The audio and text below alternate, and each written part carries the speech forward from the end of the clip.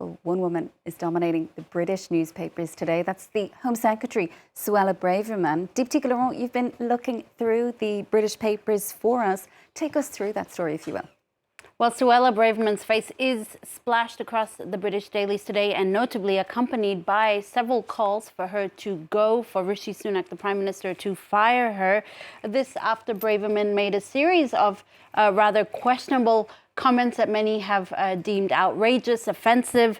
Most recently, she published an article reportedly without 10 Downing Street's approval, in which she lambasted the London Met for playing favourites by allowing a pro-Palestinian march. That letter, The Guardian says, it's on the front page of the Daily Express. As you see there, her future teeters on the brink. It's also the focus of The Guardian's editorial here today, in which they call that letter offensive actually they call that letter one that was designed to stir trouble, not help ensure calm or order, accusing the Home Secretary of fueling disorder. Her most constitutional offence was subverting the operational independence of the London Met. That's from The Guardian.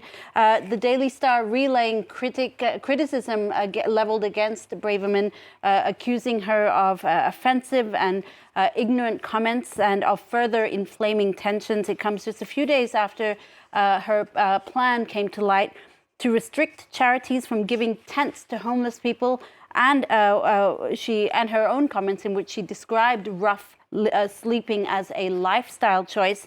The Daily Star, the tabloid, not really mincing its words on its front page today, with this poll asking people who is the most crazy Home Secretary that they've ever seen. The Independent, another British daily, quoting former Home Secretary George Osborne as advising Rishi Sunak to fire Suella Braverman, or else, he says, Sunak will risk looking weak and could lose support among his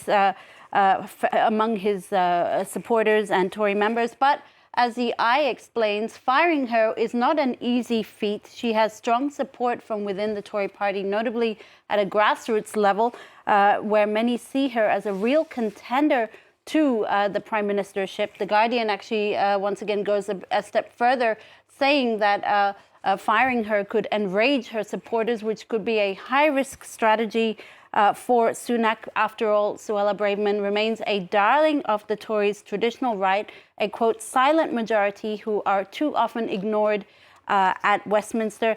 Let's end with this rather tongue-in-cheek cartoon from Dave Brown today, as you see Suella Braverman leading her own hate march as she opposes the occupation of Sunak of Downing Street there. You've also been looking through the sports pages in the British papers. They're feeling very inspired. This after Toulouse's narrow win over Liverpool. Yeah, the British papers indeed, Sharon, licking their wounds, as you see from these front pages today, after that match between Toulouse and Liverpool, played in Toulouse, in which Toulouse won 3-2. It was a bad way to lose. That's what the Daily Express says, after a video assistant referee decision refused a Liverpool goal in the dying minutes of the match. Adding salt to the wounds, Jurgen Klopp, the Liverpool coach, was forced to give a press conference in a tent surrounded by supporters of Toulouse. For the Daily Star, Liverpool was robbed of a possible victory and therefore a chance at qualifying for the knockout stage because of this French VAR video assistant referee. Klopp berated officials for a 13-second gap between a handball and an illegal goal, prompting the Daily Telegraph to say, "You've gone too VAR this time." In an extraordinary decision, Deepti, Australia has granted refuge to all of the small island of Tuvalu. It's increasingly threatened by climate change. Tell us about that. Well, Prime Minister Anthony Albanese actually announced this while on a visit to the Cook Islands. He announced this pact with the low-lying island of Tuvalu, which critics say will become uninhabitable within a century. This deal will allow the island's 11,000 residents potentially facing displacement due to climate change to be granted a sort of special visa to live, work and study in Australia. Around 300 Tuvalu residents per year will be able to benefit from this program. In return, Australia has veto power over any future security arrangements that Tuvalu will make with other countries. The deal, in that sense, a way also for Australia to stamp its authority in the region, particularly as China inches closer and closer to Australian shores. This deal is a first for Australia, but not for the world. ABC explains that New Zealand and the US already have long-standing agreements with other islands affected by climate change in the region. Finally, Deepti, the iconic feminist website Jezebel is shutting down. Yeah, Jezebel, which has been described by the Associated Press as an incisive feminist voice, will be shutting down after 16 years in operation due to the financial problems of its parent company. Jezebel is a website that I actually myself have used on several occasions for in the press review.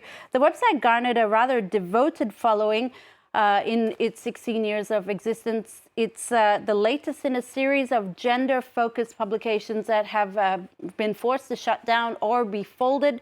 Bitch Media shut down last year after 25 years.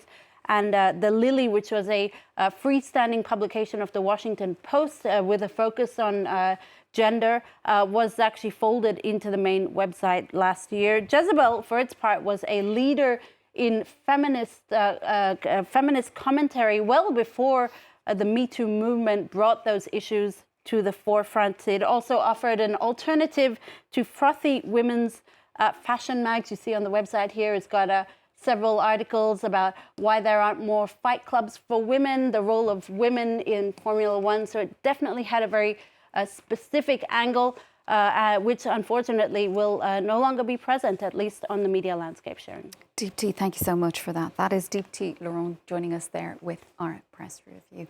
That's it for now. Coming